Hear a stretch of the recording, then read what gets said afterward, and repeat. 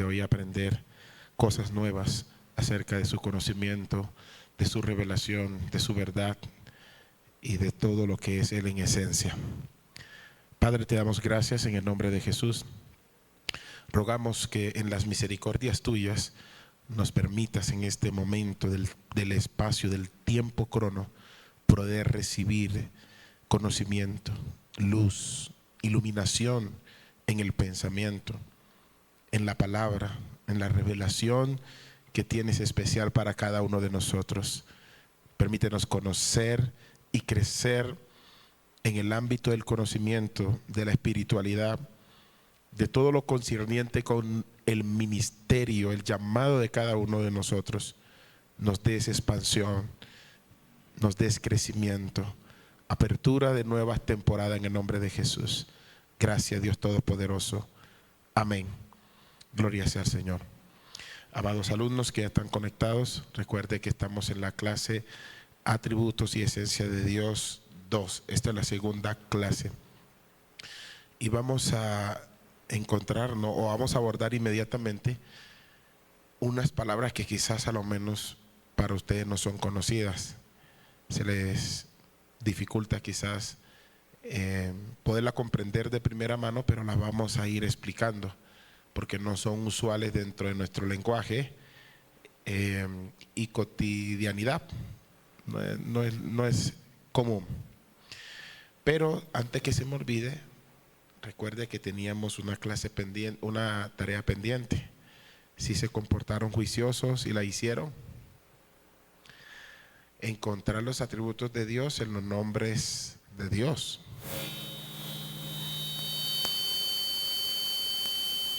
Sí, señor. Si la hicieron, ok. ¿Qué encontraron? A ver, vamos a ver en esta apertura qué encontraron acerca de estos atributos de Dios, los nombres.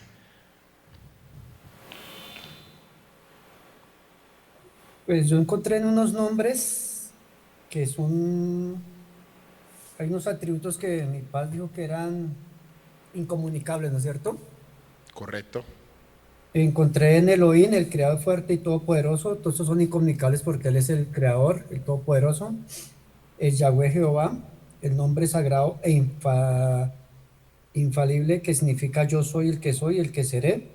Adonai, traducido como Señor o mi gran Señor. El Shaddai, Dios todopoderoso. El Elohim, Dios altísimo. El Olam, Dios eterno o Dios del principio y fin. Jehová Jireh, el Señor proveerá. Jehová Rafa, el Señor que sana. Jehová Chalón, el Señor de paz. Abba Padre, eterno, íntimo y familiar, utilizado por Jesús para dirigirse a Dios. Y Jehová Roy, el Señor es mi pastor. Y Sabaoth, que es el Señor de los ejércitos o Jehová de las huestes. Y unos atributos que encontré es que Dios es amor, Dios se entrega eternamente y nosotros somos llamados a amar, reflejar su naturaleza. Santidad, Dios es separado del pecado y puro, los creyentes somos llamados a ser santos en conductas. Dios es la sabiduría, el conocimiento, Dios nos capacita con el entendimiento, que es un reflejo limitado y de su omnisciencia. Dios es justicia y es recto, Dios es justo y actúa rectamente y nosotros podemos reflejar esa moralidad. Dios es misericordioso y bondad, Dios es misericordioso y perdona y muestra compasión, lo cual podemos imitar en nuestra relación. Y Dios es fidelidad, Dios es fiel y nosotros somos llamados a ser honestos y leales. Encontré unos y unos, hice poquitico en mi paz. A ver cómo quedó. Ok, correcto.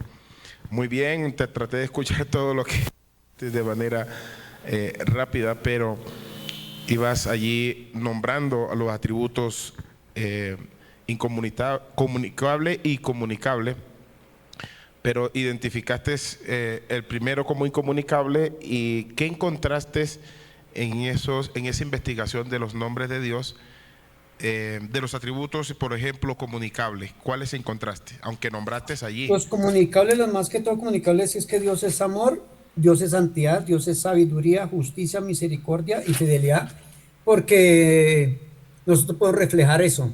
Los incomunicables ya son atributos natos de Él, o sea, que solamente los tiene Él, que fueron los primeros nombres. Como Jehová Jireh, o el Eterno, que es Olán, Elohim, que es el Altísimo, Abba Padre, Roy, Sabaoth, que él es Señor de los ejércitos y Jehová de las huestes, que ya son atributos de él, personales y son incomunicables porque solamente los porta él. Eso fue lo que yo entendí, mi paz. Perfecto, muy bien, muy bien. Tu investigación estuvo muy acertada. Y la clasificación, porque esa era la tarea, clasificar esos atributos que están en el nombre de Dios, que son identificables, porque Él se reveló, claro que sí, pero en ellos podemos hacer la distinción entre los que son comunicables y los que no son comunicables. Y está muy bien tu investigación. ¿Alguno de los otros alumnos quiere participar en la tarea? ¿Qué investigaron? ¿Qué aprendieron en esa investigación? Y aprovecho para felicitar a siervo de Dios Guillermo, que se ve que investigó, hizo su tarea y le quedó muy bien, excelente.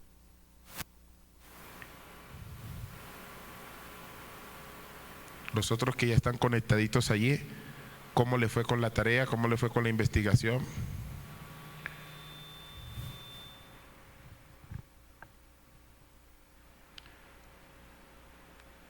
Lo que se supone que vamos a colocarle un 10 a Guillermo porque los demás no hicieron la tarea.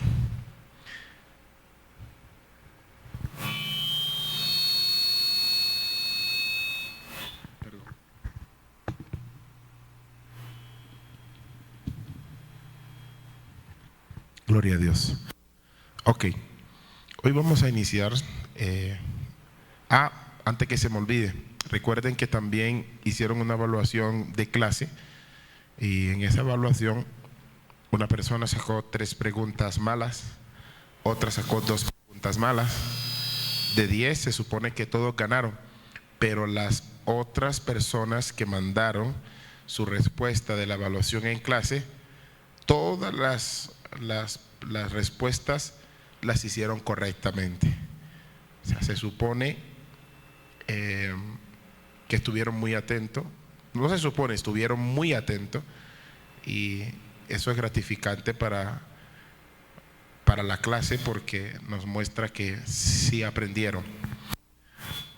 Todos los que mandaron sus respuestas ganaron el examen, porque recuerde que si evaluamos de 1 a 10, hay un feedback. Si evaluamos de 1 a 10, ninguno perdió la evaluación, todos la ganaron. Como le digo, una persona perdió 3 respuestas fallidas. Otra persona tuvo 2 respuestas fallidas y todos los demás las hicieron correctamente, no tuvieron falla. Gloria a Dios, los felicito. Así que el promedio de porcentaje de todos los alumnos estuvo en un 94%. Muy bien.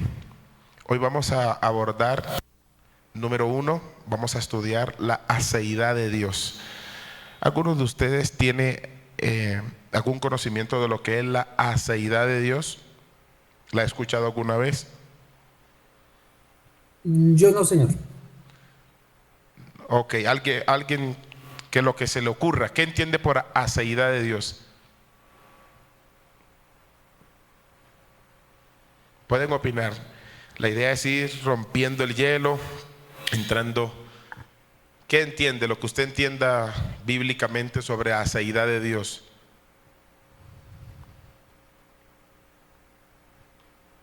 Lo que se le ocurra, vamos a escucharlos. A ver, rompan el hielo, no les dé pena. Inicié la clase con esta metodología para que se soltaran un poco. Suéltense, nada de miedo, nada de temor, participen. Edith Pérez levantó la mano, adelante.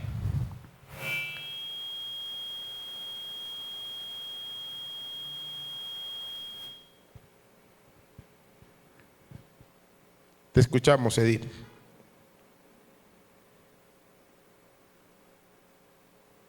Puedes prender el micrófono o activar tu micrófono allá y poder hablar.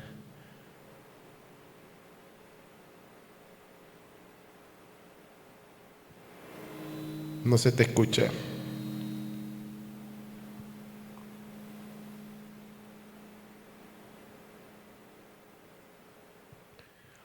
No se le escucha a mi hermana Edith. Guillermo Rojas levantó la mano. Adelante.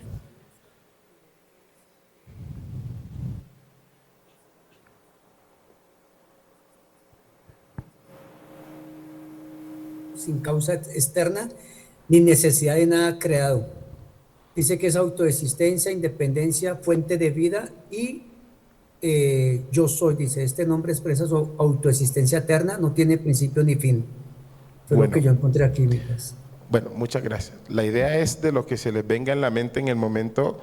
Por lo que veo, pues ahí tenía la mano levantada Edith, pero no se le escucha o de pronto puso allí la manito y sin querer. Bueno, la aceidad de Dios es uno de los atributos muy poco nombrados. De verdad, en las clases dictadas sobre atributos de Dios, no se habla de estos 3, 4 atributos o hasta 5 atributos que le voy a hablar en el día de hoy, entre ellos la deseidad de Dios. ¿Cómo definimos la deseidad de Dios? La definimos como dependencia absoluta. Dios no depende de nada ni de nadie para existir. La palabra aceidad tiene 2 palabras, el prefijo a y el sufijo se. La palabra a, esa letra a significa de, y se, sí mismo, o sea, de sí mismo es la palabra, refiriéndose a la divinidad. Es que Dios es autoexistente, como lo decía ahí nuestro estimado Guillermo. Así que la aceidad es Dios existiendo en sí mismo, no depende de nadie para existir, para ser feliz, para hacer cosa alguna, sino que Él es la representación de sí mismo. Todo lo que Él quiso lo ha hecho, dice la palabra de Dios. Significa que Él es el sustentador omnipotente de su propio ser. Yo creo que todas las personas se identifican correctamente con esta parte de Dios. Cuando hablamos de este apartado, que Dios es todo, lo definimos como cristiano, ¿verdad? Esta es una verdad trascendental, bíblica, que va por encima del pensamiento filosófico y del pensamiento de la persona. Bueno, vamos con este punto importante. El nombre que revela su existencia, eso está en la Biblia. Cuando Dios se presenta a Moisés, esto es muy importante, no define su relación con las criaturas, con nada de lo creado, ni con un ángel, ni con un ser humano, ni con un animal, ni con ningún astro, sino que se revela a Moisés con relación a su existencia propia o a su propia existencia. ¿Qué quiere decir esto? Que Dios simplemente es Dios y no hay otro fuera de Él. Él es el Todopoderoso. La palabra de Dios dice en Éxodo capítulo 3, versículo 14, anótelo allí, tengan sus cuadernos, sus apuntes, por favor. Y dice la escritura, la leo con toda reverencia. Y respondió Dios a Moisés: yo soy el que soy. Y dijo: así dirás a los hijos de Israel: yo soy, me envió a vosotros. Yo soy, me envió a vosotros. Este yo soy, escuchen esto por favor, es la máxima expresión de aceidad. Cuando hablamos de autosuficiencia, de autoexistente, la máxima expresión que podemos encontrar en una palabra relacionada con los atributos de Dios es yo soy. Dios no llegó a ser Dios en un tiempo evolutivo. Simplemente Dios es. Lo voy a repetir. Dios no llegó a ser Dios. Simplemente Dios es. No hay un pasado, no hay un presente, no hay un futuro donde se necesite ayuda, donde requiera ayuda para Él existir o hacer lo que Él quiere. Él lo hace porque Él tiene todo el poder. Él es la fuente de vida independiente. Vamos a poner allí, Él es la fuente de vida independiente. Primero, el nombre que revela su existencia es Yo Soy. Segundo, la fuente de vida independiente. Esto significa que, a diferencia de todos los seres creados, de los seres humanos, cuya vida es un regalo de Dios prestado, Dios posee la vida con una propiedad intrínseca, anclada a su naturaleza misma. La palabra de Dios, escríbanlo, en Juan capítulo 5, versículo 27, dice de la siguiente manera: porque como el Padre tiene vida en sí mismo, así también ha dado al Hijo el tener vida en sí mismo. Noten algo importante. La palabra de Dios está diciendo que Dios tiene vida en sí mismo. Significa que nadie se la dio. Entonces podemos decir que ese punto número 2, Él es la fuente de vida independiente. Ejemplo, si mañana viene una persona y te dice, hay otro Dios creador que tiene el poder de crear universos, crear vidas, crear todo un orden como el que hoy está, de manera de las leyes físicas, la naturaleza, de todas las formas de supervivencia de la tierra, y sostiene todo con ese mismo orden, no existe, porque Dios mismo dijo que fuera de Él no hay otro creador, no hay otro Dios que tenga vida en sí mismo. Quien te diga eso te está mintiendo, porque Dios es el único ser que tiene vida en sí mismo.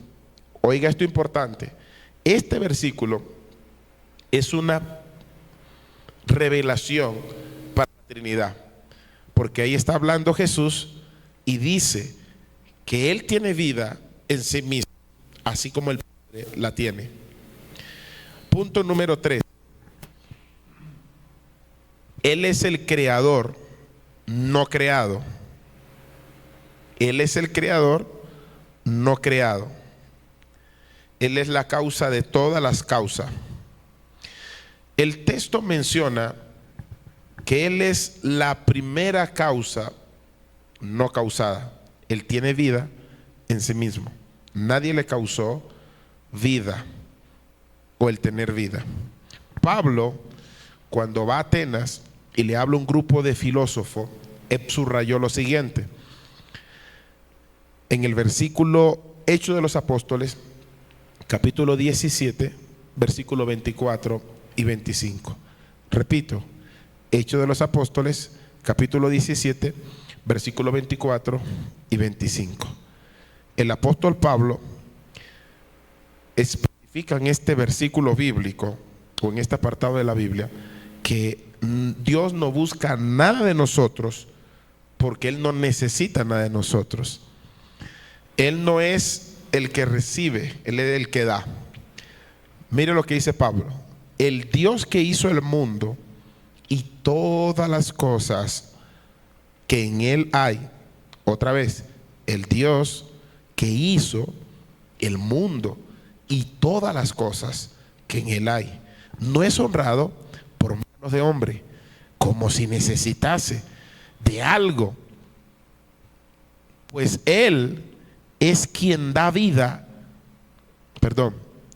pues Él es quien da a todos vida y aliento a todas las cosas. Vemos a un Dios que no necesita del ser humano ni de las cosas, como le dije al principio. Él es la causa de todo. Punto número 4. Él es el sustentador de toda la creación. Él es el sustentador de todas las cosas. Si Dios retirara su poder, su mano, de todo el mundo, de todo lo creado, literalmente este cosmos colapsaría. Nada de la creación tiene aceidad, autosuficiencia, autoexistencia. En las leyes de la ciencia y la materia no hay ninguna explicación teórica, investigativa, de carácter científico, que puedan encontrar un ser que tenga vida en sí mismo que no sea Dios. No lo van a encontrar. La Escritura dice en Colosenses, en el capítulo 1 y versículo 17, dice de la siguiente manera: Él es antes, oiga esto, de todas las cosas. Está hablando de Jesús. Y todas las cosas en Él subsisten. Date cuenta que esto es la inminencia de Dios. Él creó el mundo, creó todas las cosas, todo está en función, pero Él sostiene todas esas funciones.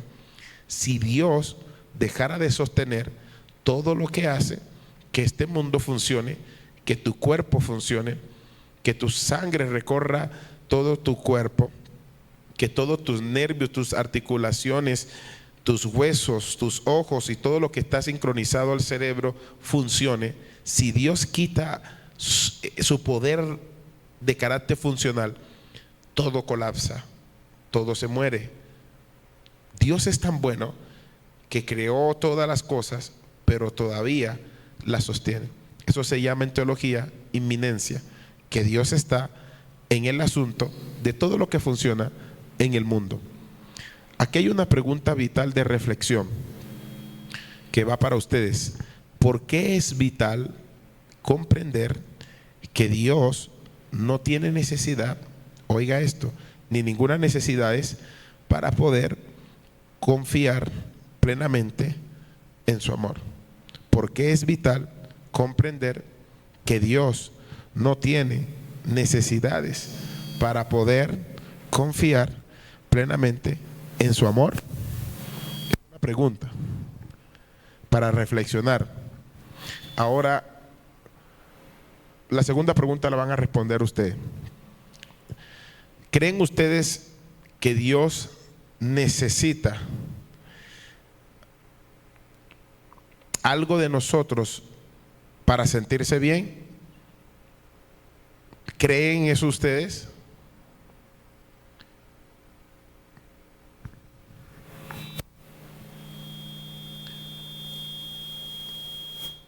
Opinen, ahí alguien abrió su micrófono. Denme un porqué. Susténtenlo. Opinen, mis amados. Vamos, anímense. Vamos a sacudirnos, vamos a permitir que hoy podamos conectar de manera amigable, sociable, para que puedan conectar. ¿Creen ustedes que Dios necesita algo que lo motive de nosotros? ¿Sí habrá algo como creyentes, como hijos de Dios? Mi paz en lo mío, yo creo que material nada, porque Él lo tiene todo y Él creó todo, pero sí Él necesita que nosotros seamos obedientes y que lo reconozcamos como nuestro Padre, creo yo, es lo que yo entiendo ahí. Sí, pero presten atención. Si nosotros somos obedientes, que lo reconozcamos como Padre, ¿eso en algo llena a Dios? Quiero que los demás también participen, porque Guillermo es uno de los que más participa aquí siempre en las clases. Queremos ver a los demás activos, sin temor, le estamos dando confianza para que puedan participar en clase. Es importante su participación.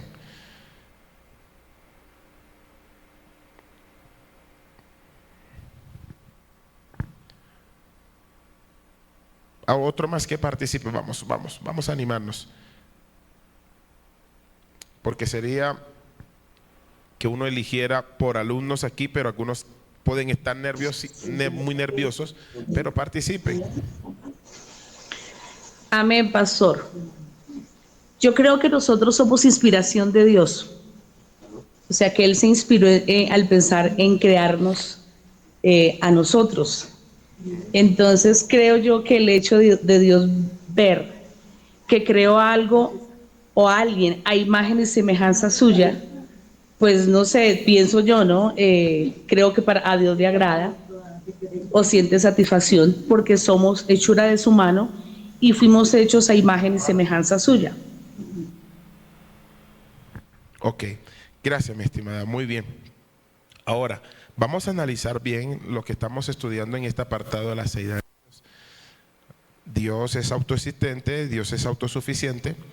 Eso significa que si Dios, por ejemplo, necesitara algo de nosotros, puede hacer atención, puede hacer energía, sacrificios, algo para completarse, alegría. Su amor sería transicional o egoísta, en otra parte. El ser autosuficiente o ser autoexistente, su amor hacia nosotros es puramente gratuito y generoso. Él no nos creó porque se sintiera solo. Oigan esto, Él no nos creó porque se sintiera solo, sino para desbordar su plenitud sobre nosotros. Por eso es que nosotros confiamos en Él, porque en su capacidad Él nos ayuda. Dios es todo capacitado. Entonces no depende de recursos externos que se puedan agotar, sino que en su propio poder infinito Él es completo. Yo tengo que decirle lastimosamente esto: Dios no necesita absolutamente nada, oiga bien, ni la obediencia, ni la adoración, ni que lo reconozcamos, nada completamente lo necesita. Aunque Él se complazca en nuestra obediencia, no significa que eso lo llene para completarlo a Él. A eso me refiero y esa es la pregunta categóricamente y objetiva. No hay nada que salga de su creación que lo pueda completar. Recuerden que Él es perfecto en todas las dimensiones, así que no hay nada en nosotros que lo pueda completar. Pero ¿por qué hay que adorarlo entonces? ¿Por qué Él lo manda? Él es el creador. ¿Por qué se complace Dios en que le seamos obedientes? Porque eso es una ley de Él y Él de una manera se contenta en el que le obedece. Pero si ese que le contenta en obedecerle le deja de obedecer, Dios no va a perder o no le va a restar a Dios ser Dios. Él sigue siendo Dios, sigue siendo completo, sigue siendo feliz, sigue siendo amor, sigue siendo paz. Dios es todo, con nosotros o sin nosotros. Ahora vamos a poner este ejemplo. Antes que este mundo fuese, Dios no nos tenía a nosotros como su creación a imagen y semejanza. Mas sin embargo Dios era completo en amor, Dios era completo en alegría, Dios era completo en bondad, en gozo y demás. Así que no necesita de nosotros para llenarlo, pero sí debemos adorarle porque Él lo manda y Él se complace en el que lo obedece. Número 2, ¿cómo cambia nuestra perspectiva del sufrimiento y la incertidumbre al saber que Dios, Él es el sustentador no sostenido? Fíjese que estamos estudiando la seidad de Dios. Si ustedes comprenden en su corazón que Dios es el sustentador, oiga esto, no sostenido, a nosotros nos cambia la perspectiva por completo en cuanto a la seguridad de que Dios nos va a ayudar, de que Dios nos va a socorrer, de que Dios nos escucha. Este estudio sobre la seidad de Dios, aunque es una parte que le estoy dando, nos ayuda a confiar plenamente en Él. En el momento de crisis tendemos muchas veces a sentir que el mundo todo se nos cae, se desmorona, Mas sin embargo, la aceidad de Dios nos recuerda que aunque estemos en circunstancias, en crisis, en problemas, Dios es inmutable. Dios permanece fiel. Dios no va a cambiar. Aunque este mundo se esté cayendo, lo que Él te prometió lo va a cumplir. El fundamento del universo es inamovible. Nada puede mover el universo si Dios no lo mueve. Si Dios no depende del tiempo, no depende del espacio, no depende de la economía, de nada de esta tierra para existir, para reinar, nuestra seguridad no reside en la estabilidad de lo creado, sino en el que crea todas las cosas. Por eso es importante la fe, la confianza en Dios. Cuando lo pones en las cosas creadas, estás desvirtuando a Dios de una manera indirecta, diciéndole: no eres autosuficiente, no lo puedes todo. Eso significa que estás separando a Dios de su autosuficiencia y de su autoexistencia. Lo estás limitando con tu manera de actuar o con nuestra manera de actuar. La aceidad de Dios garantiza la eternidad. Por ejemplo, la relación es simple. Si algo tiene un principio, significa que hubo un momento en que existió. Hubo un momento que necesitó existir. Por lo tanto, si necesitó existir de una causa que es externa, eso significa que llegó a ser completo por algo más. Así no es con Dios. Dios tiene aceidad. Él es la causa de todo y es la causa no causada. Es imposible que tenga principio. Esto es importante para que su cosmovisión de la fe de Dios como creador no se deje remover por nada en la tierra. Estas doctrinas son importantes, son primarias, son de valor importante en toda la red cristiana o la comunidad cristiana. Por ejemplo, cuando hablamos de Dios sin origen, estamos hablando de la eternidad. Nuestro amado Guillermo habló uno de los atributos incomunicables, la eternidad. La eternidad de Dios no solamente es mucho tiempo. Hay cristianos que cuando se le habla de eternidad creen que es algo que nunca se va a acabar, pero que inició en un momento, o que tiene mucho tiempo, o que ha durado mucho tiempo. Cuando hablamos implícitamente de la eternidad, estamos hablando de la aceidad de Dios, del origen. Voy a corregir una parte, porque si yo hablo que Dios tiene un origen, significa que en un momento de la eternidad pasada existió. No podemos decir que Dios tiene un origen que nosotros podamos saber, no lo podemos saber, porque es que Dios es infinito. Entonces, no es que hablamos de mucho tiempo cuando hablamos del atributo de Dios de la eternidad. Es la ausencia de principio y fin. Cuando hablo de la eternidad de Dios, estoy diciendo que Dios no tiene ni principio ni fin. Oh, pero ¿qué dice que Él es el principio y el fin? Dentro de nuestro tiempo.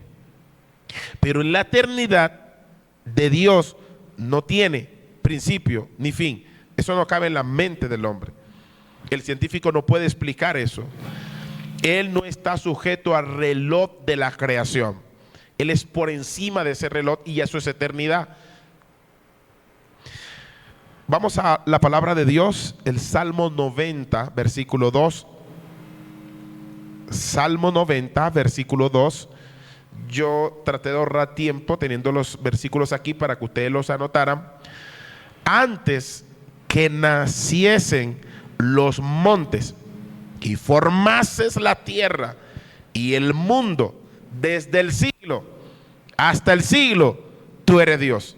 Este salmo está hablando de la eternidad de Dios. La aceidad de Dios hace que Dios sea Él, que no haya una cosa o algo, un elemento ni creación mezclado para que lo complete para ser Dios. La seidad de Dios te dice, Dios es Dios, puro, único y absoluto. No depende del tiempo ni depende de nada. La seidad de Dios también exige la inmutabilidad, otro atributo incomunicable de Dios. La inmutabilidad, ustedes todos lo saben, significa que Dios no cambia en su ser. Oiga esto, Dios no cambia en su ser. Sus perfecciones, todo lo que tiene que ver con sus propósitos y promesas, nosotros somos los que nos apartamos del fin propósito de Dios para nuestras vidas. Pero Dios ya preparó sus promesas. Si Él dijo que va a resucitar los muertos, Él los va a resucitar. Si Él dijo que vendrá otra vez, Él vendrá. Si Él dijo que estaríamos eternamente con Él, eso es una realidad.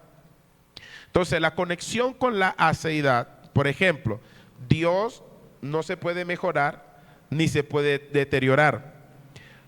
Dios no se puede mejorar ni se puede deteriorar. Nosotros cambiamos. Nosotros somos incompletos. Crecemos, mejoramos, envejecemos, deterioramos. Pero como Dios no le falta nada dentro de su ser, de su naturaleza, significa que la aceidad no hay nada que pueda evolucionar en Dios. Todo lo que Dios es, eso seguirá siendo eternamente. Dios no es un ser que evoluciona. Él es perfecto en toda su manera, en sus pensamientos, en sus acciones, en sus palabras, en sus actitudes, en todo. Dios es completamente perfecto. Y cuando hablamos en esta terminología, estamos hablando de aceidad, de lo que ya es. Lo que Dios es no va a cambiar, ni va a evolucionar, ni se va a deteriorar. Por ejemplo, Dios vive sin influencia externa. Dios necesita del oxígeno para vivir. Dios no necesita de las leyes naturales para vivir. Dios no necesita el universo para vivir. Ni de ti, ni de mí, ni de nadie. Una cosa creada Dios necesita para existir completamente perfecto. Si algo pudiera hacer cambiar a Dios, ese algo sería mayor que Dios. Y esto no va a poder ser porque jamás Dios dejará de ser perfecto. Sobre todo lo que concierne a su ser, sobre todo lo que concierne a su independencia absoluta. Esto nos garantiza a nosotros que Dios puede sostener el universo, y si Él no permite que el universo se destruya, jamás se va a destruir. No va a haber una persona, no va a haber un misil, no va a haber ninguna bomba atómica, no va a haber ningún ser, ni diablo, ni ángeles, ni principados, ni potestades que pueda vencer, quitar esa autoridad que ya Dios puso en el cosmos. Él garantiza que tenemos eternidad, nadie nos las va a quitar. La palabra de Dios dice en Malaquías, anótelo, Malaquías, capítulo 3, versículo 6. Vamos a ir a un cuadro comparativo en un minuto. Por favor, le solicito al director de cabina que pueda colocar el cuadro ilustrativo en la primera diapositiva para que podamos ver la representación. Déjeme también, yo lo voy a mirar acá.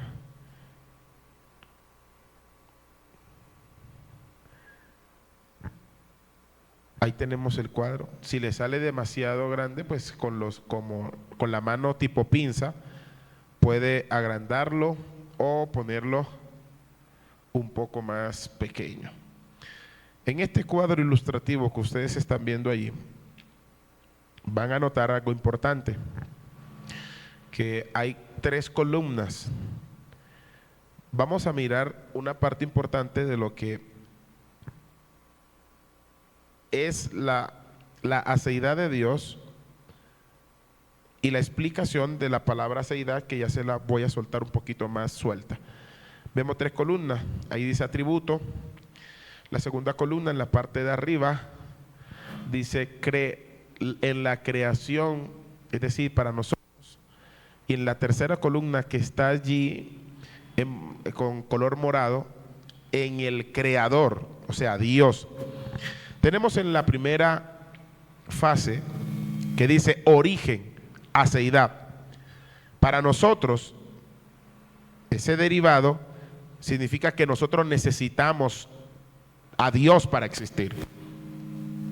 En la tercera columna miramos que intrínseco, es decir, Él existe por sí mismo. Cuando bajamos a la segunda parte, miramos tiempo, eternidad. Tiempo para nosotros, porque somos temporal. Tuvimos un inicio y estamos sujetos al tiempo. Todo lo creado siempre va a estar ahí en ese ítem. Vamos a la siguiente. Dios es eterno. Significa que no tiene principio ni tiene fin. Está fuera de todo lo que tiene que ver con el tiempo. Vamos a la tercera, que es el estado, inmutabilidad. Nosotros somos mudables, cambiamos de humor, de cuerpo, de opinión. Un niño no tiene la misma dimensión en su mano, en sus extremidades, en sus pies, en sus huesos, que un adulto ya formado. Cambia su cuerpo, cambiamos de opinión, cambiamos de humor, somos cambiantes todo el tiempo. Pero cuando hablamos de inmutabilidad, que es un atributo incomunicable, siempre Él es el mismo en su carácter y poder. Esto habla completamente del ser de Dios. Dios no es malo mañana y bueno hoy. Dios no es castigador mañana y misericordioso hoy. Él es misericordioso. Ahora sí, ponle acá la cámara para que me miren ellos acá. Entender esto es de vital importancia. ¿Por qué? Porque la vida de oración se potencializa. Si Dios fuera mudable o dependiera de algo externo, nuestras oraciones serían una apuesta. Es como si usted estuviera apostando a ver qué pasa. No es así. Es segura con Dios, porque Él es autoexistente. Aceidad siempre tiene el poder porque Él es eterno. Y todo su plan es tan perfecto que no caduca. Eso significa que Dios es inmutable en sus promesas. Lo que Él te dijo ayer, Él lo va a sustentar hoy. Lo que Él te dijo ayer como un compromiso, Él lo va a hacer hoy. Vamos a ir a una pequeña actividad en este momento. Entramos en una pequeña actividad aquí. La Roca Bexul Arena, así le llamé. Así que el objetivo es diferenciar los atributos exclusivos de Dios, aceidad, eternidad e inmutabilidad, en nuestra naturaleza dependiente. El ejercicio número 1, vamos a la siguiente diapositiva, amados. Ahí yo les puse un cuadro, un ejercicio, unas palabras. Vamos allí, mi estimado, a la siguiente diapositiva.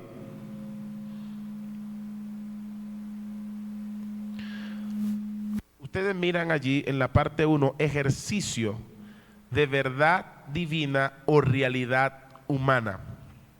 ¿Qué vamos a hacer con la primera pregunta? Vamos a colocar si es falso o verdadero. Si es verdadero, es una afirmación del aspecto de Dios o con respecto a Dios. Si es falso, estamos justificando que vamos a ver, que la tengo acá solamente en la diapositiva. Si estamos, déjeme, por favor. Déjame acá. Ok, es que acá no la veo bien. Bueno, vamos a colocar, yo voy a elegir un alumno. Esta fue la temática que le... Uno de los alumnos que está allí, le voy a decir o le voy a preguntar, hay 4 preguntas, es un ejercicio aquí de clase. Usted va a colocar o a decir falso o verdadero con respecto a la pregunta. La primera va a ser alguien voluntario. Por ejemplo, Dios puede llegar a ser más sabio con el paso de los siglos, falso o verdadero. ¿Por qué? Un ejercicio temático aquí en clase. Antes de entrar en un poquito más a profundidad. Falso, pastor. ¿Es falso? ¿Por qué?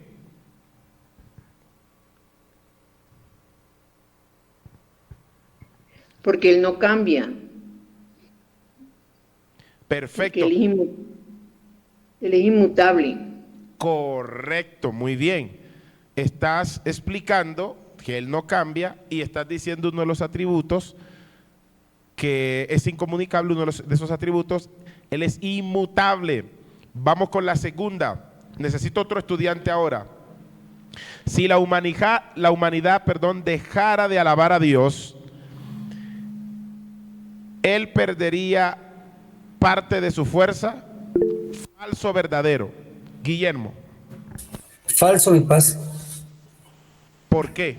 Él sigue siendo Dios, no cambia para nada.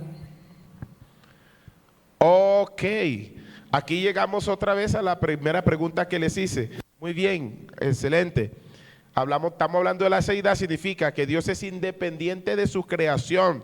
Él no nos necesita para ser Dios, nosotros lo necesitamos a Él para existir. Vamos con la tercera, otro estudiante. Dios no tuvo un cumpleaños ni tendrá un final. ¿Falso o verdadero?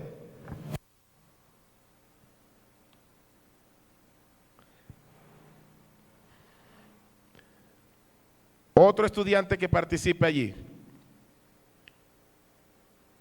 Si Dios no tuvo un cumpleaños ni tendrá un final. Dios no tuvo un cumpleaños ni tendrá final. ¿Falso o verdadero?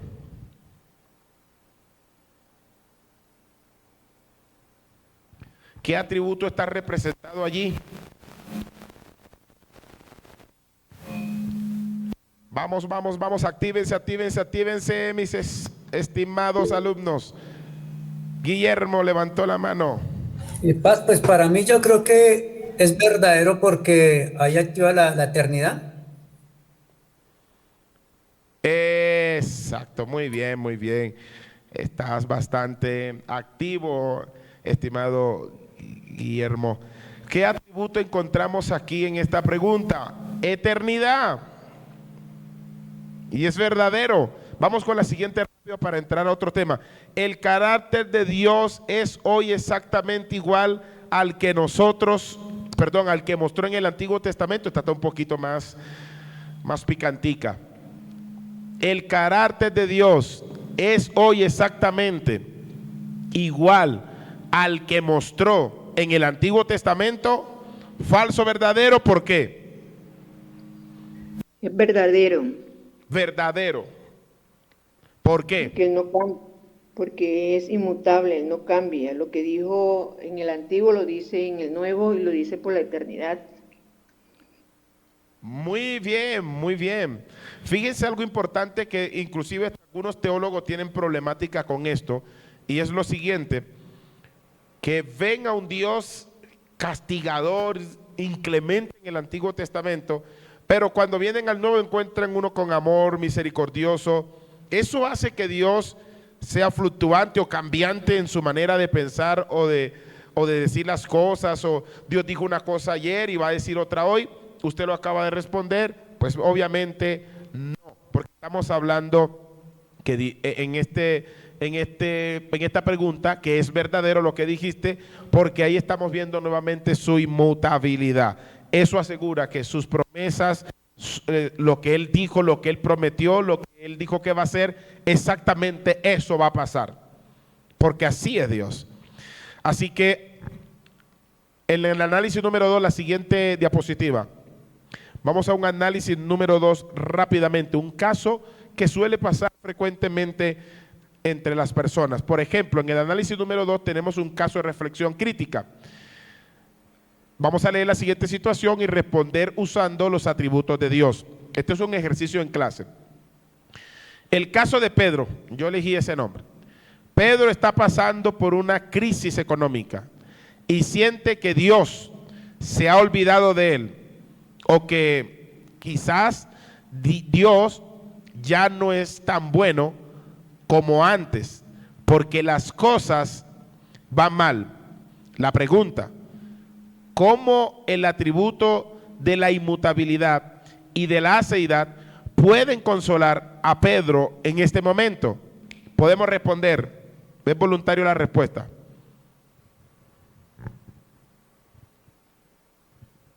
Para pasar a otro tema, rápidamente.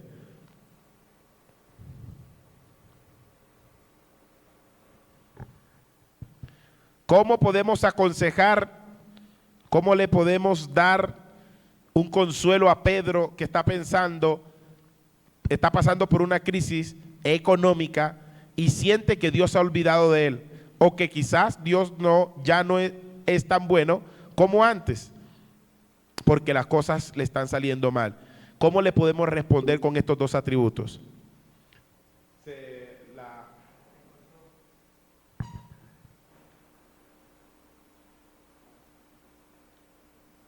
Ahí usted manda otro link, ¿verdad?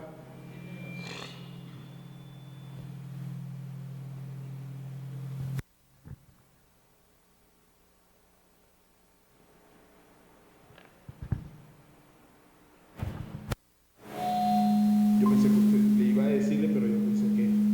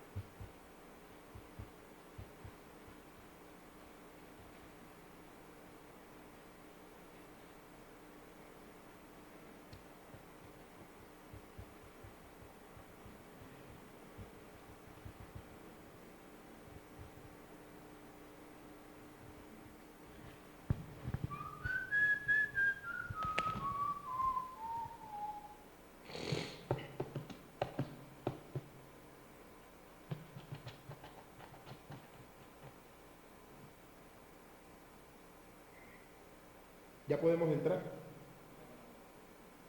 ¿Sí?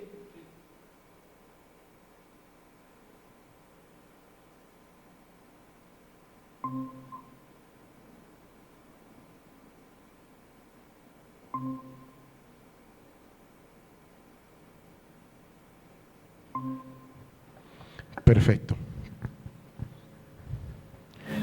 Ya se están conectando los amados ahí.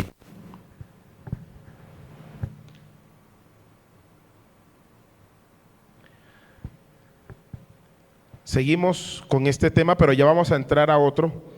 Amados, ¿cómo podemos responder desde los atributos de Dios a esta persona en lo que hemos estado aprendiendo aquí?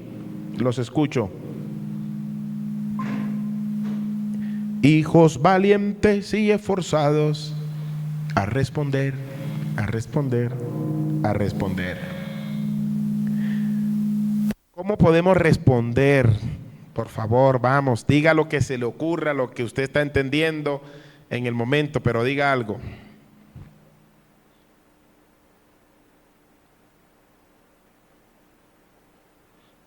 Edith, ¿qué piensa de eso? Bueno, yo pienso que de acuerdo con la aceidad, Dios es eterno y nos invita a confiar en Él. Entonces, en medio de la crisis, Él Él lo que prometió lo va a cumplir con el atributo de la inmutabilidad. Ok. Porque Él es, en la aceidad, Él es el sustentador de todas las cosas, o sea, nos ayuda a nosotros, nos provee todas las cosas. Perfecto. Si Él nos provee todas las cosas, está bien. ¿Qué debe entender Pedro allí? Oiga, Pedro, usted está pasando una situación difícil, una crisis.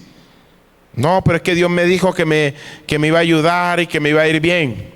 Ok, pero si Dios te dijo eso y fue realmente Dios al que tú escuchaste, pues como Él es inmutable, Él es verdadero, Él no cambia en cuanto a su ser, que es así, Él lo va a hacer. Tienes que esperar, tienes que confiar en la bondad de Dios, en su favor benevolente, porque Él te va a responder.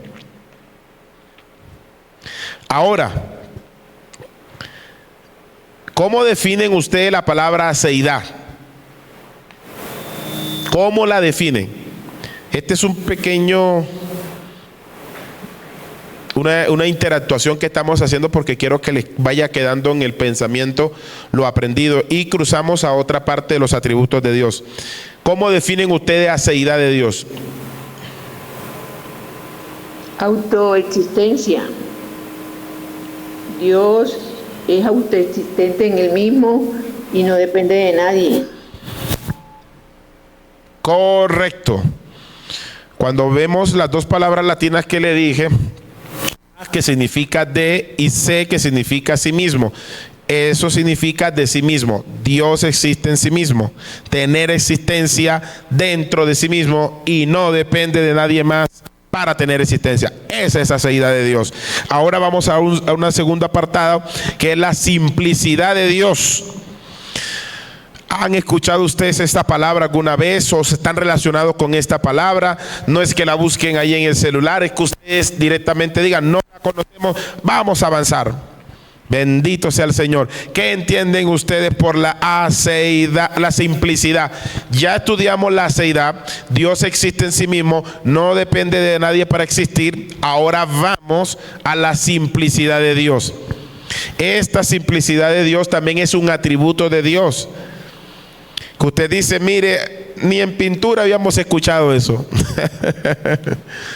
Pero para eso estamos, para aprender. Vamos a hacer un análisis gramatical de la palabra. Vamos a la siguiente diapositiva. Ya entramos a la segunda hora, hermano. Vamos a ponerlo un poquito más picante, ya más ligero.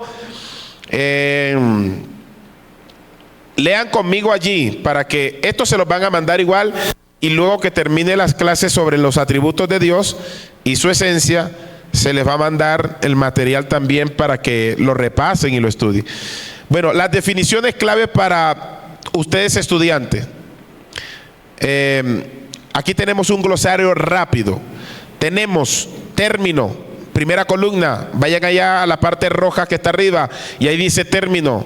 Vayan conmigo. Ahí está la palabra aceidad, ¿verdad? Dios existe por sí mismo, no necesita ayudante de nada. No necesita ayuda de nada. Tenemos una metáfora visual, una fuente que brota agua sin que nadie la llene. Eso significa que la fuente no dependió totalmente de nada para obtener agua. Eso significa, metafóricamente, la aceidad. Yo creo que es la otra, esta no se la había mostrado, pero igual vamos a terminarla esta. Creo que es la otra diapositiva la que necesito. Mas sin embargo, vamos aquí. Eternidad de Dios. Dios no tiene principio ni tiene fin. Una metáfora sobre ese asunto es un círculo que no tiene principio ni tiene fin. La inmutabilidad. Dios no cambia, pero en su carácter, poder y voluntad. Es como una montaña de diamante que el viento no puede mover. Es la siguiente diapositiva. Vamos a la siguiente. Exacto, esta es la que necesito. Vamos aquí. Este es el ciclo 2 de la clase. Entramos a otra parte, a otra de la materia. el ciclo número 2 de clase, simplicidad de Dios. Vamos a hacer un análisis gramatical. Ustedes lo tienen allí en su pantalla y van a analizar conmigo esta palabra, simplicidad. Necesito a Guillermo, si está ahí, que uno de los que más participa, que me pueda leer esa primera parte. ¿Estás allí, mi estimado Guillermo? Sí, mi paz. Te agradezco, sí, señor.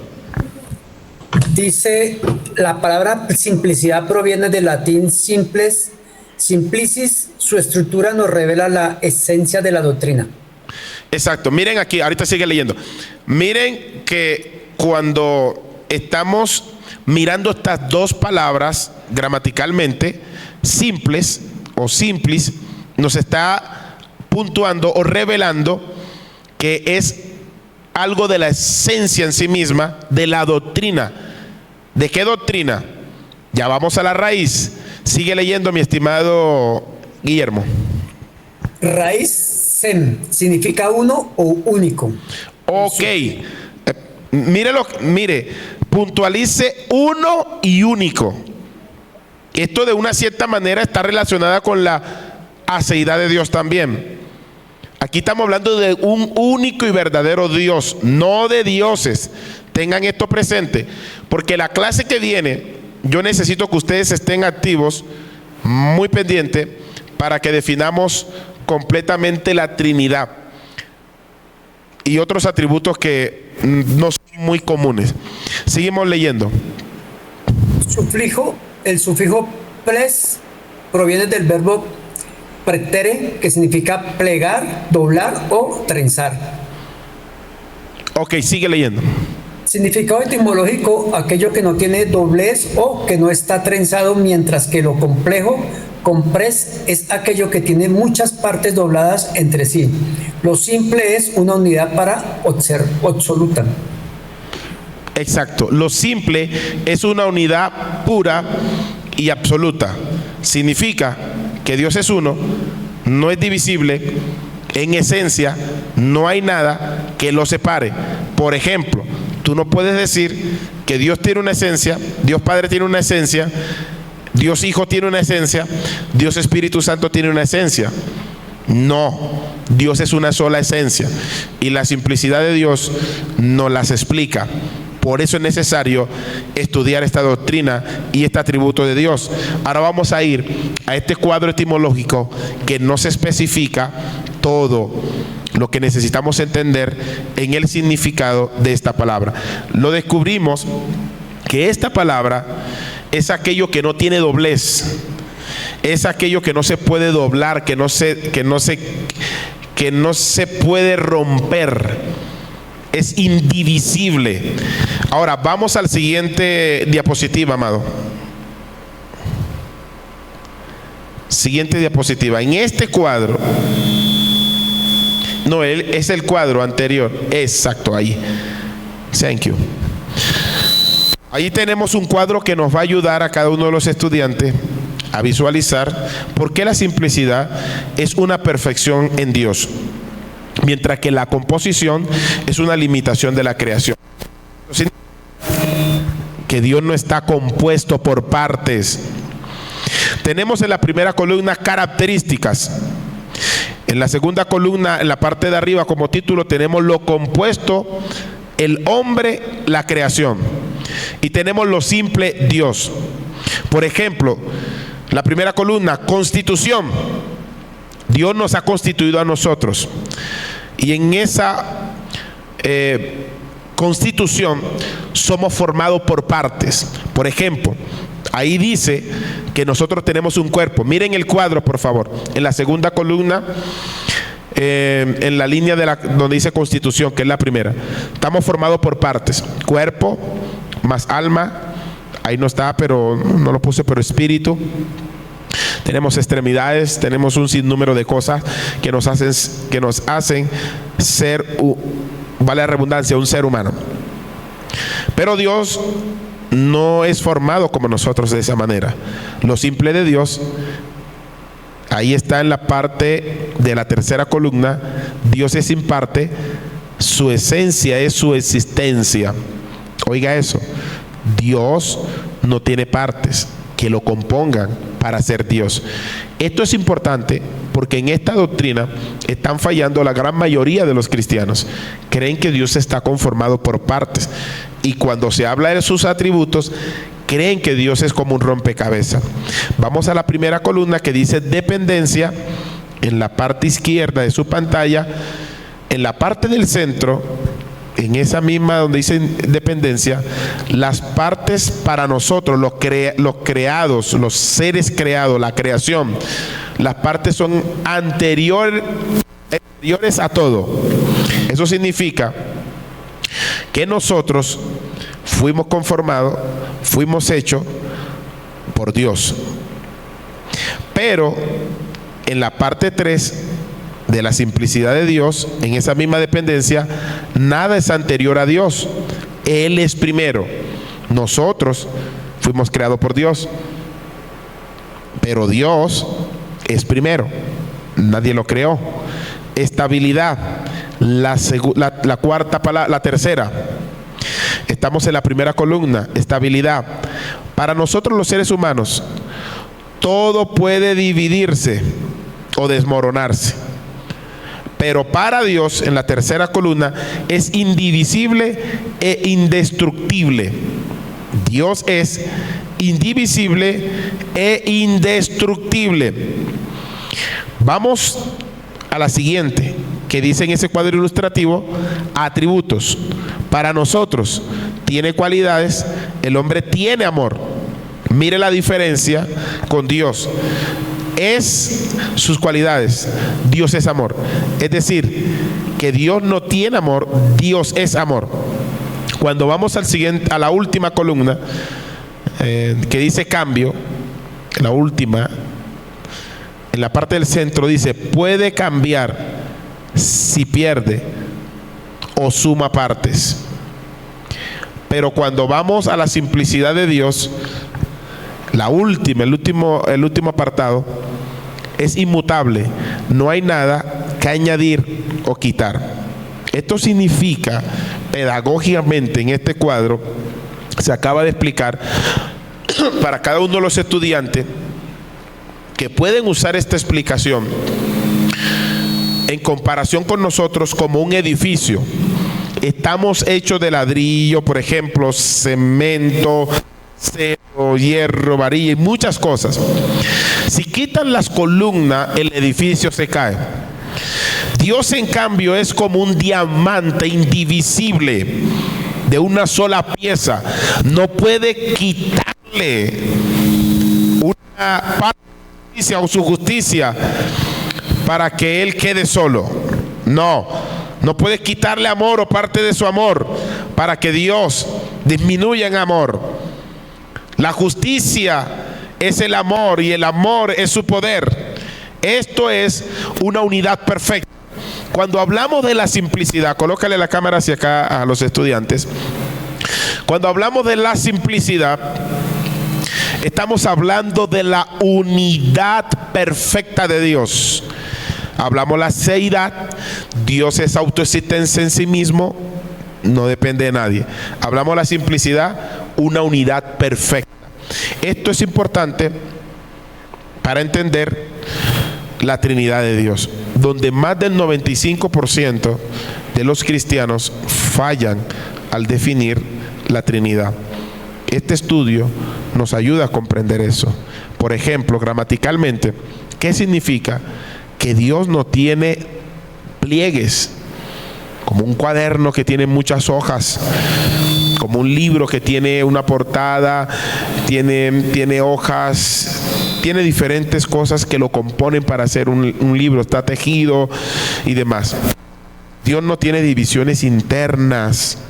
No hay una parte de Dios, por ejemplo, que sea diferente a otra. Dios, si fuera compuesto, dejaría de ser un ser supremo. Dios no es un ser que tiene estructuras que lo componen para luego formar una unidad. Y aquí es donde muchos se confunden cuando se les explica la Trinidad, porque dice, está el Padre, el Hijo y el Espíritu Santo. Eso es muy diferente en cuanto a los atributos de Dios, y lo vamos a seguir explicando. La simplicidad es el concepto que Dios no existe en partes, punto. Cuando usted escuche este atributo que de pronto usted dice, nunca lo he escuchado, es que Dios no tiene partes. Dios está totalmente y completamente y perfectamente unificado. Por ejemplo, hay un principio de la transitividad, que es este: si A es igual a B y A es igual a C, entonces B es igual a C. Ejemplo: si Dios es igual a amor y Dios es igual a existencia, entonces amor es igual a existencia. Lo voy a repetir: si Dios es igual a amor y Dios es igual a existencia, entonces amor es igual a existencia. Significa que Dios no está hecho por parte. La palabra de Dios, vamos a Deuteronomio, ponme ese versículo allí que es necesario que ellos lo lean conmigo. Deuteronomio capítulo 6 versículo 4. Deuteronomio capítulo 6 versículo 4.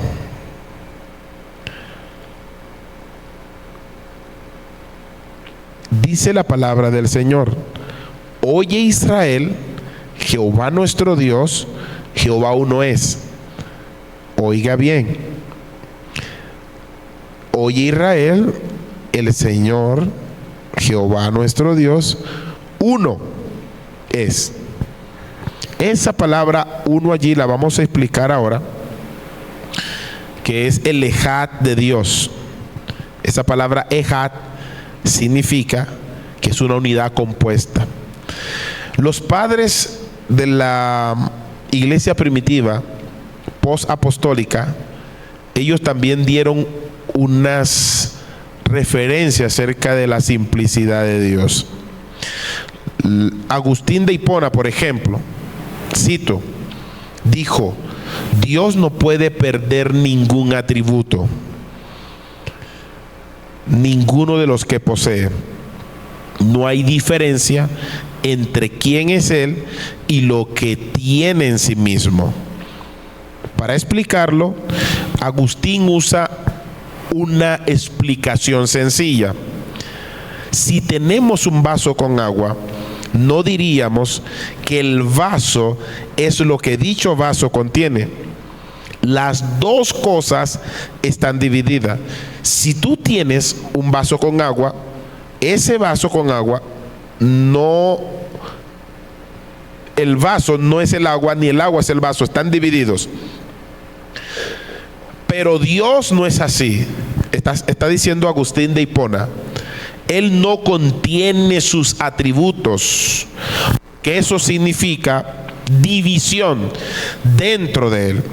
Más bien, Dios es sus atributos. Los atributos de Dios no se diferencian de su esencia, ni se diferencian materialmente entre sí. Ireneo, otro padre apostólico del segundo siglo, también habló de la simplicidad, y él dijo lo siguiente, lo cito: Él es un ser simple, no compuesto, sin miembros diversos y totalmente semejante e igual al mismo, puesto que es absolutamente comprensivo, totalmente espíritu, totalmente pensado, totalmente inteligente, totalmente racional, totalmente auditivo, totalmente visual, y toda luz y toda la fuente de todo lo bueno. ¿Cuál es el peligro de rechazar esta doctrina? Cuando rechazas la doctrina de la simplicidad, estás rechazando la seidad de Dios, una negación de que Dios es el ser supremo, el más elevado, e independiente de todas las demás cosas creadas y que existen. La seidad de Dios, como lo leímos en Hechos capítulo 17, 24, notamos algo importante, que Pablo dice que él no depende de nadie para existir. Eso es importante, porque ahora vemos el peligro que puede tener una persona cuando está pensando que Dios está dividido. La simplicidad es la doctrina que dice que Dios no está dividido. La doctrina de la simplicidad enseña que Dios no es la suma de sus atributos. Es importante que usted tenga esto claro. Dios no es un poco de amor, un poco de justicia, un poco de poder, un poco de misericordia. Dios es puro amor, Dios es pura misericordia, Dios es puro poder. Todo lo que hay en Dios, todo lo que Él posee, eso es Dios. Nosotros, en nuestro lenguaje limitado español, tenemos que usar palabras que muchas veces contradicen el significado profundo de lo que es Dios. Cuando yo digo que todas las cosas que tienen Dios lo componen como Dios, estoy entrando en una controversia con la simplicidad de Dios, aunque no tenga la intención teológicamente de dirigirme hacia Dios como si estuviera dividido. Pero en el lenguaje no estamos comprendiendo la simplicidad de Dios. Ejemplo, hay una parte en la aceidad o de la aceidad o de la independencia de Dios, porque Dios es independiente totalmente de todas las cosas. Voy lento para que podamos entender. Si afirmamos que Dios tiene partes, como un cuerpo humano que tiene órganos, que tiene extremidades, huesos, cerebro, ojos, todos los miembros que lo componen, o como un automóvil que tiene diferentes piezas, creemos que este es un error lógico y segundo, teológico. Pero no solamente eso, es grave. ¿Por qué? Porque le estamos quitando a Dios este atributo y lo hacemos dependiente de su función en partes. El problema del compositor es que todo lo que está compuesto por parte necesitó a alguien que lo uniera en todas sus partes. Si Dios estuviera compuesto o fuera necesario entender o interpretar esta doctrina de esta manera, entonces podríamos decir que Dios tiene un creador superior a Él. Y esto es antibíblico. Vamos a ver qué nos dice la Biblia. Romanos capítulo 11, vamos a ese versículo, amado, versículo 35 y 36. Ahí le va a salir en pantalla y necesito un voluntario, pero rápidamente, velozmente, que me ayude a leer. Vamos allí. Ahí está el versículo.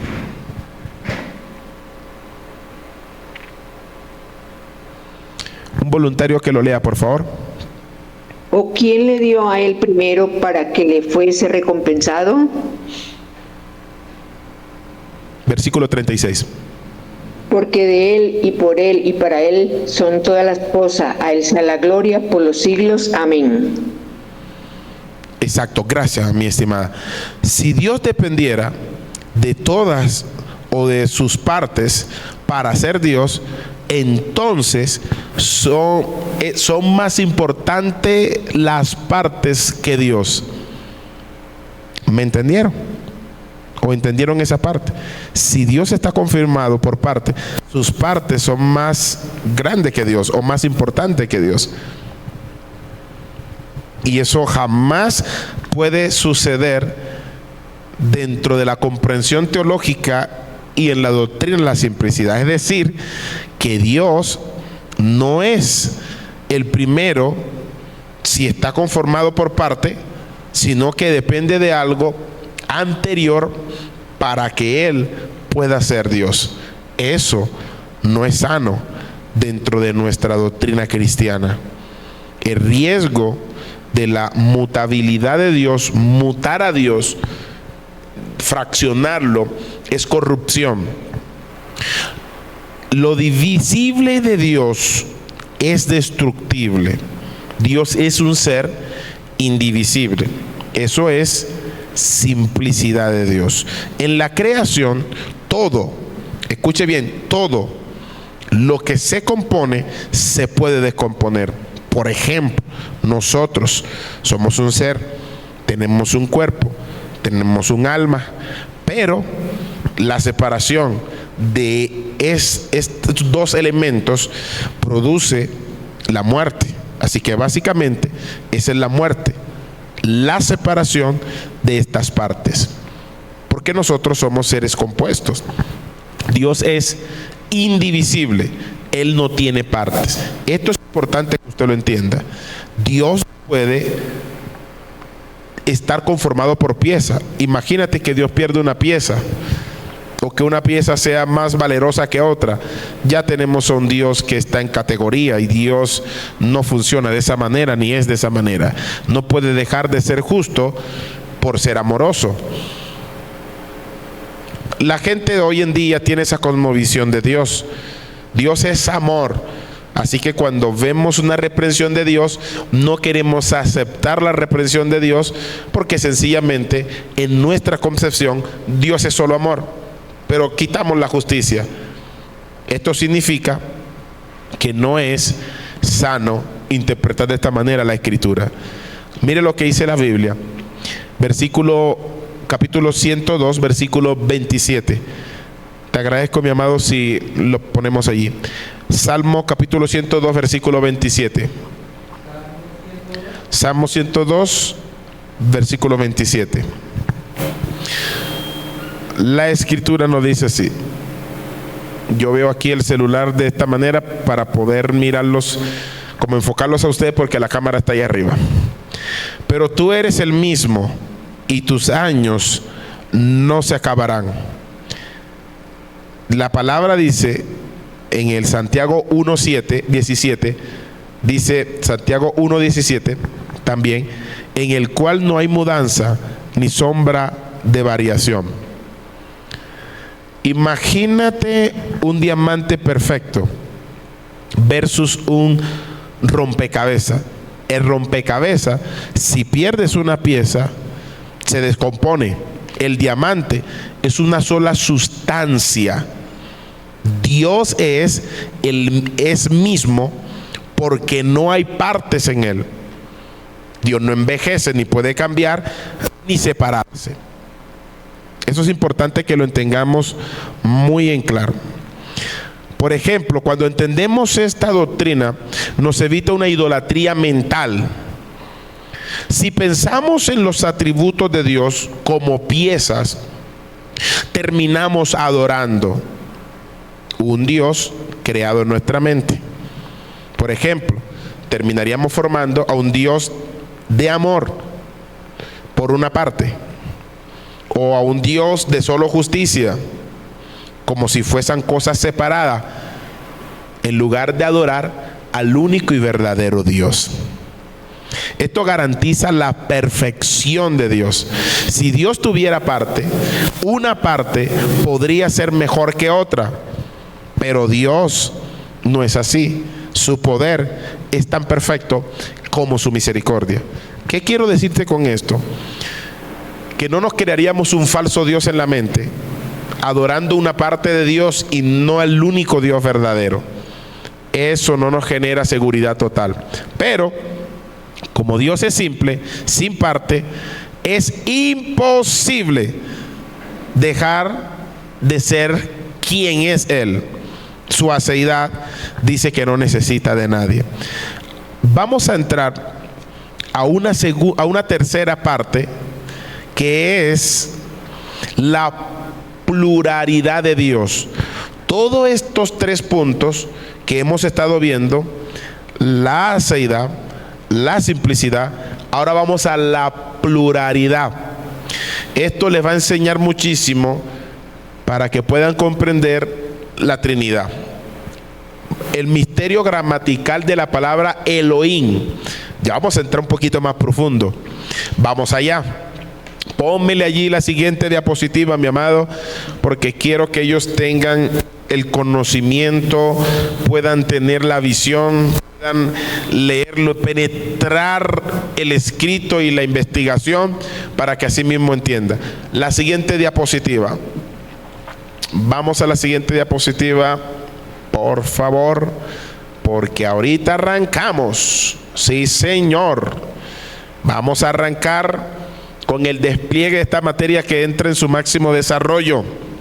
Así que ahora vamos a ver, muchos de ustedes entienden la palabra Elohim de una manera, pero vamos a desglosarla. Necesito al guerrero de Dios allí, Guillermo, que empiece a leer y yo voy haciendo la puntuación. Bueno, gracias. Dice, el misterio gramatical, Elohim y el verbo singular. Ok, miren que está nombrando el sentido gramatical de la palabra Elohim y el verbo singular, porque hay un verbo singular exactamente en el primer capítulo del primer versículo de la Biblia. Vamos allá, sigamos leyendo, mi estimado. En el primer versículo de la Biblia ya encontramos esta tensión teológica. Génesis 1:1. Lo pueden leer. Sigue. En el principio creó bara, verbo en singular. Espera. Como hay un paréntesis ahí, hay que hacer una pausa. En el principio creó. Está hablando de Génesis, ¿verdad? Esa es la palabra bara. No bara, sino bara. Bara. Ok, sigue. Que es un verbo en singular. Ajá, ok. Para aquí. Recuerden que aquí está el escritor, la Biblia, lo divino, todo lo gramatical, está haciendo la primera puntuación singular. En el principio creó. Oiga, está en singular. Pero seguimos. Dios, Elohim, sustantivo en plural, los cielos y la tierra. Ok, mire, en el principio creó, bara, es el verbo que está en singular. Dios, que este es un sustantivo que está en plural. Oh, pero vamos a seguir donde dice la palabra nota. Sigue allí leyendo. En hebreo la terminación in es plural. Oh. Lo natural sería Sigue. Lo natural sería que un sujeto plural llevara un verbo plural. Pero la Biblia usa los verbos en singular para indicar que, aunque hay pluralidad de personas, hay una única voluntad y esencia. Ok, miren perfectamente y analicen que gramaticalmente, cuando usted nombra la palabra Elohim, usted está nombrando una palabra plural, pero cuando leemos la Biblia, une un verbo en singular con el sustantivo en plural. No cuadra. Pero lo que está dejando claro allí el escritor y la forma gramática en que se interpreta es que esta es una unidad compuesta. Es decir, una sola voluntad, hay una sola esencia, pero no hay tres dioses. Seguimos en la parte 2. La unicidad compuesta, Echa versus Hachit. Se lee cuando tengas ahí Ehab y Yahid. Yahid. Como mencionaste en Deuteronomio 6:4, la palabra para uno es Ejad. Es vital distinguir esto. Ejad se refiere a una unidad compuesta como un racimo de uvas o un matrimonio. Sigue leyendo. En Génesis 2:24 dice, y serán una, Ejad, sola carne, dos personas, una unidad. Yahid se usa para una unidad absoluta o única, como un hijo único. La Biblia nunca usa Yahid para describir una unidad de Dios. Ok, Correcto. Pónmelos acá ahorita para que me miren. Hicimos un pequeño análisis de la palabra gramaticalmente Elohim, porque es muy mal interpretada. Para que vean el sustantivo, el verbo, lo que se refiere, lo que quiere decir la Biblia, y no tengan una mala interpretación cuando la encuentren. Usted va a encontrar la palabra Ejad muchas veces en la Biblia y en el original, y la palabra Yahid también, pero se refiere para referirse como el hijo único. Cuando tú hablas que, por ejemplo, María tiene un hijo único, esto no es una unidad compuesta.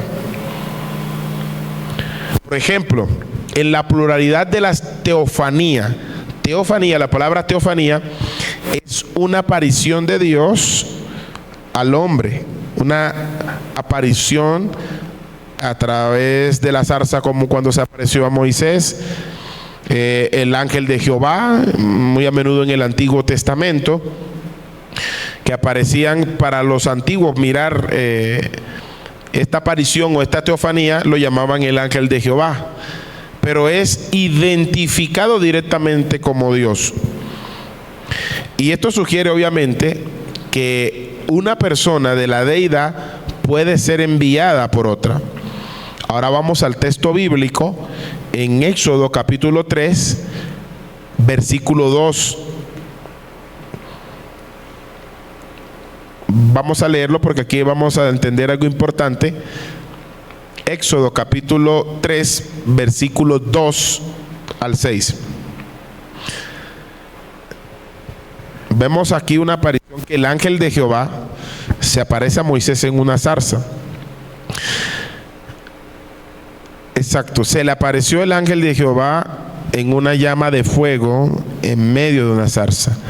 Y él miró y vio que la zarza ardía en fuego y la zarza no se consumía. Verso 3. Entonces Moisés dijo: iré yo ahora y veré esta gran visión, ¿por qué causa la zarza no se quema? Versículo 4. Viendo Jehová que él iba a ver, noten aquí que aquí está la diferencia. Dice que Jehová lo vio. Viendo Jehová lo llamó, viendo Jehová que iba a ver, lo llamó de medio de la zarza y dijo: Moisés, Moisés. Y él respondió: heme aquí. Vamos a ir al versículo 6. Y dijo: yo soy el Dios de tu padre. ¿Quién es el que está allá en la zarza?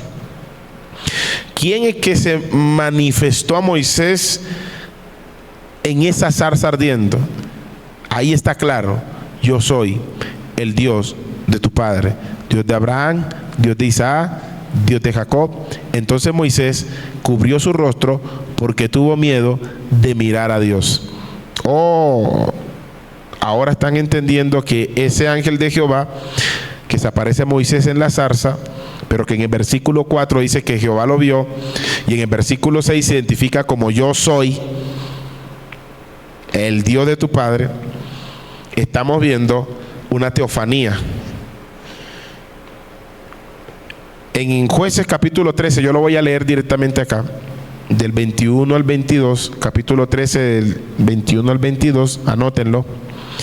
Manoa, el papá de Sansón, tras ver al ángel, dice: ciertamente moriremos porque nuestros ojos han visto a Dios. Estas teofanías y estas manifestaciones de Dios en el Antiguo Testamento nos muestra un diálogo que hay en la divinidad. Existen pasajes donde una persona, Dios o Jehová, habla a otra y está en plural. Por ejemplo, en el Salmo 45, versículo 6 y versículo 7. Vamos a ponerlo para leerlo. Salmo capítulo 45, versículos 6 y 7. Vamos a hacer y anotar identificablemente que aquí hay otra persona de la deidad. Mire: tu trono, Dios, es eterno y para siempre. Cetro de justicia es el cetro de tu reino. Siguiente. Has amado la justicia y aborrecido la maldad. Por tanto, te ungió Dios, el Dios tuyo, con óleo de alegría, más que a todos tus compañeros. Pero fíjese lo que dice: tu trono, oh Dios, es eterno. Por tanto, te ungió Dios, el Dios tuyo. Está citando Hebreos capítulo 1 para demostrar la deidad de Cristo. En Hebreos capítulo 1, el escritor está utilizando este salmo para demostrar la deidad de Cristo, hablando de Cristo como Dios. En el Salmo 110, verso 1, dice: Jehová dijo a mi Señor, siéntate a mi diestra hasta que ponga a tus enemigos por estrado de tus pies. Jesús usó este texto para confundir a los fariseos sobre cómo él podía ser el Mesías, ser hijo de David y ser el Señor de David. Eso les cambió a ellos la percepción de Jesús y por eso lo querían matar. No entendían que tenían a Dios encarnado allí. El Espíritu Santo, como persona distinta, para completar la visión triuna, porque tendríamos que hablar de la triunidad de Dios. En el Antiguo Testamento no solo habla del Padre y del Hijo, del Mesías, sino también de la presencia personal del Espíritu Santo.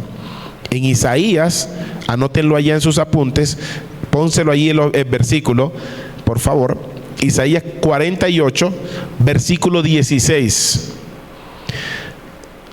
Dice la palabra: acercaos a mí, oíd esto, desde el principio no hablé en secreto, desde que eso se hizo, allí estaba yo.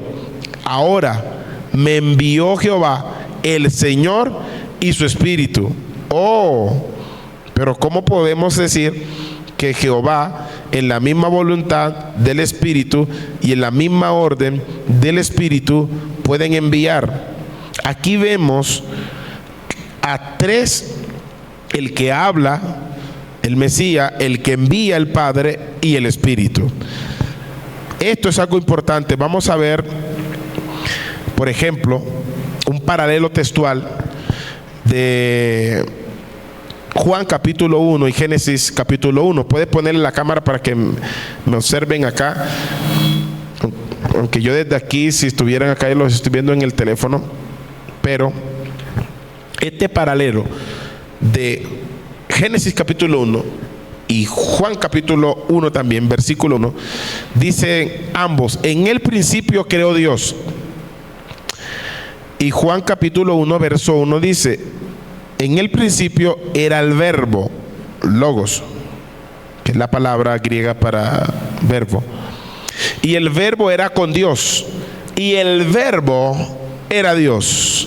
Oigan esto importante, porque el griego usa una palabra que no les hice diapositiva allí, que es prostomteo. Prostom. Igual le voy a mandarle este material. Esto sugiere una relación cara a cara, indica una distinción de persona. Esto lo deben saber ustedes. El verbo no es el Padre, pero igual de esencia son Dios. El verbo, dice Juan, que era Dios. ¿Qué podemos aquí notar? Que está diciendo que el verbo estaba cara a cara con Dios, pero después dice que el verbo era Dios. Está raro, está tremendo, pero para los indoctos e incautos. Pero los hijos de Dios entienden claramente que el texto y la raíz del texto, de las palabras que se usan aquí, nos están claramente haciendo una distinción. Nos están señalando que hay un Dios en toda su esencia que está en dos personas. En el principio era el Verbo. El Verbo era con Dios, la palabra prostom. En el agente de la creación, por ejemplo, en Génesis, cuando dijo Dios, sea la luz, Juan identifica que esa palabra o voz era una persona. Usted cree que era una palabra flotante, era una persona. Tenemos que interpretar la Biblia como el autor está definiendo las cosas y está narrando históricamente el texto. Y para eso estamos haciendo un estudio y un paralelismo de Génesis capítulo 1 y Juan capítulo 1. Por ejemplo, en el verso 3 de Juan capítulo 1 dice: todas las cosas por Él, es el verbo que está hablando aquí, de ese verbo, fueron hechas, y sin Él nada de lo que ha sido hecho fue hecho. Ahora el apóstol Pablo, vamos a colocar ese texto bíblico, Colosenses capítulo 1, versículos 16 y 17. Estos son los sustentos bíblicos porque hay que dar soporte bíblico y hablar con la Biblia, de manera bíblica. Esto es un instituto bíblico y necesitamos desde la Biblia llegar a las raíces con buena interpretación. Colosenses capítulo 1 versículo 16.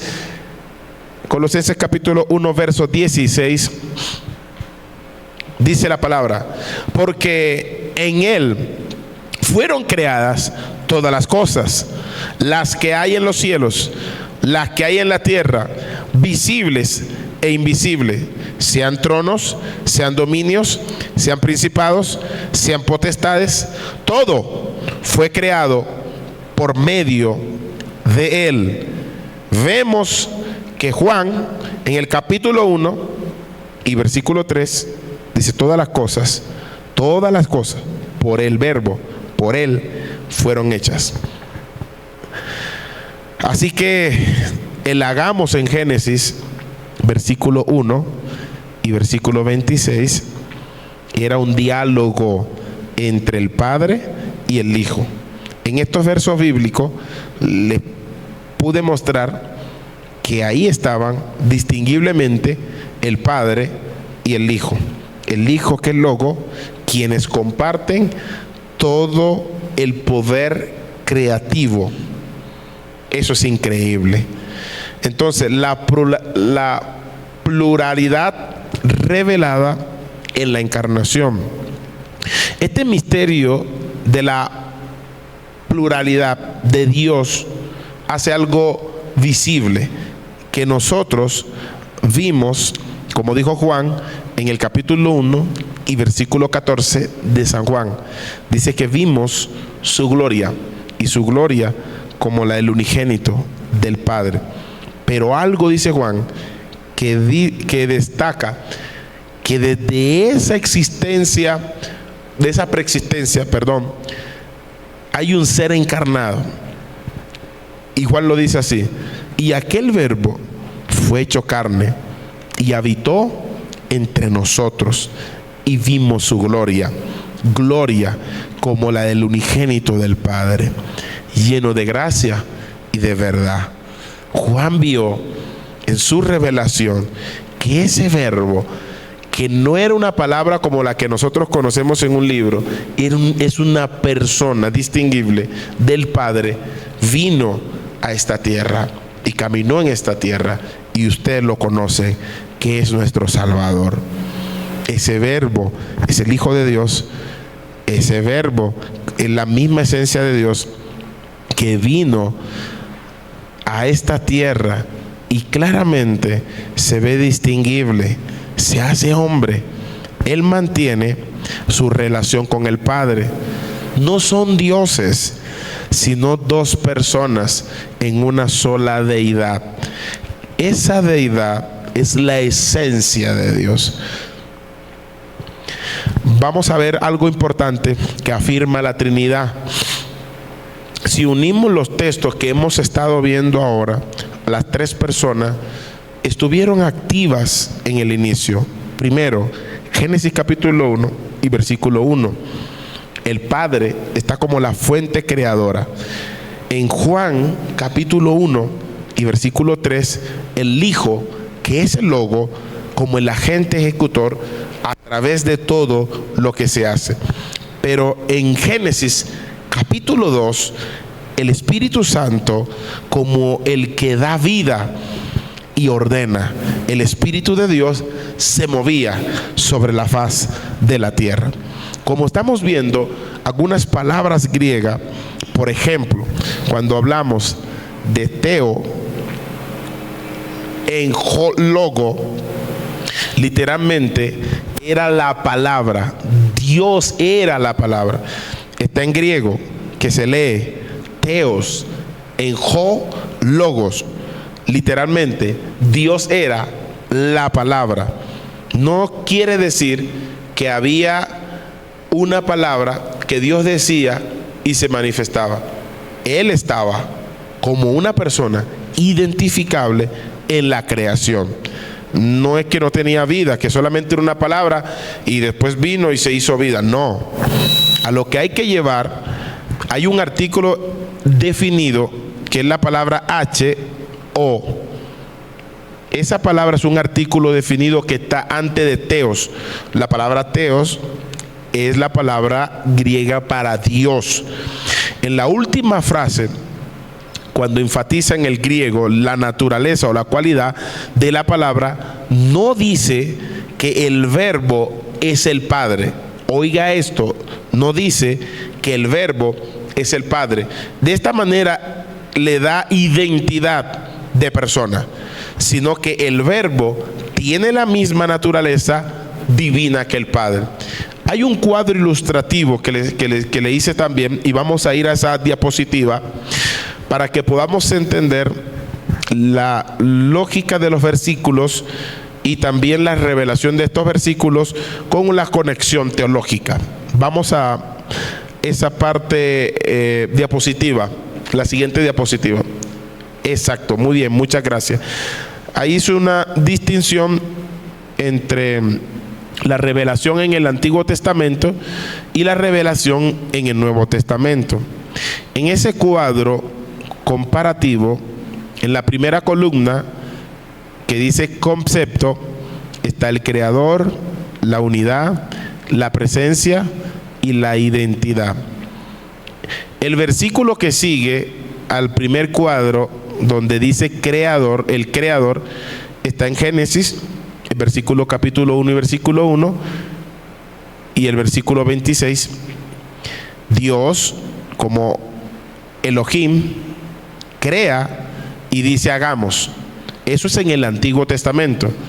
En el Nuevo Testamento, ahí en la parte de rojo que podemos visualizar, está el capítulo de Juan 1, capítulo 1, verso 1 y versículo 3. El verbo, es la misma palabra logo que está entre paréntesis ahí, estaba con Dios y creó todas las cosas. En el contexto teológico, la conexión teológica, es el último cuadro donde dice conexión teológica. Dice, nosotros, de Génesis, incluye al Hijo, nosotros. Ese el nosotros allí, en Génesis, incluye al Hijo, el verbo que estaba allí. En el segundo cuadro, que dice la unidad, Deuteronomio capítulo 6, verso 4, que es el Ejá de Dios, es una unidad compuesta. Si entendemos esto, vamos a entender que el que estaba en el principio no era una palabra hablada, era una persona. En Juan, en el siguiente cuadro, en el Nuevo Testamento, la comparación, capítulo 10, verso 30, dice, yo y el Padre uno somos. Esa palabra gen, unidad, esencia, está hablando Jesús que Él no está dividido del Padre, que Él no es una parte de la esencia, Él es la esencia. Dios, en la conexión teológica, es una unidad de persona, no una sociedad absoluta. Lo voy a repetir. Dios es una unidad de persona, no una sociedad absoluta. Si no entendemos esto, nos va a quedar muy difícil poder hablar en su momento de la Trinidad de Dios. Vemos en la tercera que dice la presencia. En Génesis 1:2, el Espíritu de Dios se movía sobre las aguas. Estaba presente. Pero también, cuando vemos en Mateo, capítulo 16, versículo 17, el Espíritu desciende como paloma sobre Jesús. Estaba presente. En la conexión teológica, el Espíritu es la persona que manifiesta el poder de Dios y la presencia de Dios. En el último apartado, la identidad. En el Salmo 110, versículo 1, Jehová habla al Señor de David. Jehová habla al Señor de David. Jehová dijo a mi Señor: siéntate a mi diestra hasta que ponga a tus enemigos por estrado de tus pies. En la revelación del Nuevo Testamento, Mateo 22, 42, 45, Jesús confirma que Él es el Señor. Y la palabra para Señor en el Antiguo Testamento también tenía que ver con Dios. El Mesías eterno y preexistente igual a Dios. Si nosotros notamos algo importante en todo esto, vamos a entender que de carácter, de esencia, Dios no tiene partes. Pónmele la cámara acá que ya vamos a finalizar, que se está terminando el tiempo. Y quería en este segundo punto hablarle de las herejías que se levantaron en los primeros siglos en contra de la pluralidad de Dios. Entendían cosas diferentes. Para que uno de ustedes opine ahorita, ¿identificar ustedes alguna herejía de los primeros siglos que hablaba en contra de la verdad bíblica presentada por los apóstoles y por los padres apologéticos? ¿Tienen alguna así que nombren alguna de las doctrinas erradas de ese tiempo, heréticas? Por ejemplo, le voy a nombrarle 3 que las van a investigar para la próxima clase. El gnosticismo del primer siglo, del segundo siglo, el docetismo, anótenla, queda como una pequeña tarea para que la investiguen. Está también el arrianismo, el modalismo. Hay 2 clases de modalismo y se las dejo allí para que ustedes hagan una investigación y la siguiente clase me pueda presentar cada uno de los estudiantes una de esa investigación.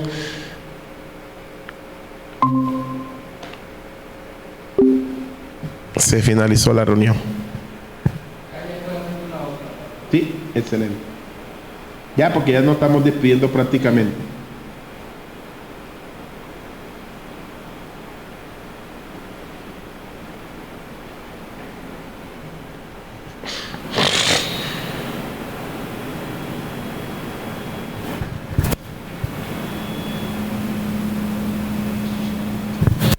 Si es necesario, ojalá puedan. ¿Ya? ¿La colocaste? Comprar en Google Me, mi estimado. Pues yo pago allá 45. Y con eso puede durar 2 horas y no se desconecta.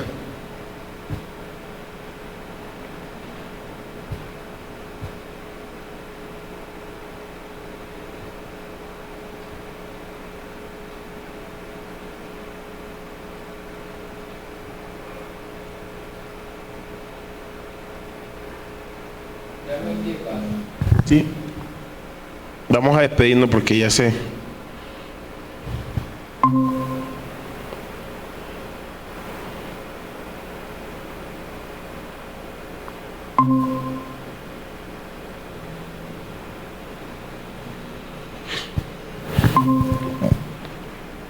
Bueno, ahí están mis estimados. Igual es para despedirnos ya. Llegamos a la hora final. Entonces, por favor, van a hacer esa investigación. Las herejías en contra de la pluralidad que surgieron en los primeros siglos. Por ejemplo, yo le voy a decirle el modalismo. Había un señor llamado Sabelio, y ese señor llamado Sabelio sostenía que Dios era una sola persona y que se manifestaba en 3 modos diferentes. De allí la palabra modalismo. Modos.